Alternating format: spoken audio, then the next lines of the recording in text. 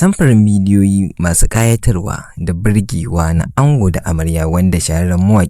mawaƙi Dauda Rarara da amaryarsa jaruma Aisha Humaira suka fara saki a kafafen sada zumuntar zamani biyu bayan satin da za a fara gabatar da shagulgulan bikinsu ya kama, wato a cikin wannan sati wanda aka fara gabatar da shagulgula zafafa na bikin shahararriyar jarumar wato Aisha Humaira da kuma shahararren mawaƙin siyasar wato Dauda Rarara, da inda a ko'ina ka zaga a kafafen sada zumuntar zamani sai wallafa waɗannan zafafan bidiyoyi ake yi na waɗannan masoya kuma ma'aurata a wannan lokaci, wato ango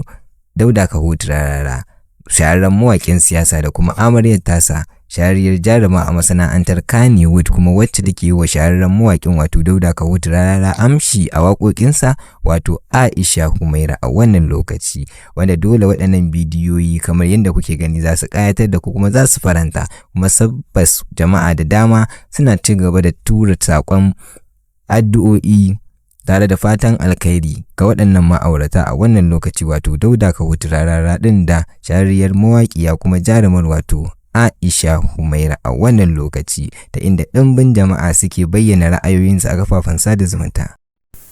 To jama'a, ga wata 'yar muhimmiyar sanarwa, yanzu nan muka sauke odar abaya Dubai, Egypt, mayafai, leshina, jakunkuna da takalma da sauran kaya na ƙawa da kaya masu jan hankali na mata da na maza. Saboda haka domin samun naku akan farashi mai rahusa ɗaiɗai ne ko sari, za ku iya tuntuɓar mu akan lambar da zan sauke muku akan sikirin ɗinmu ta kan manhaja WhatsApp.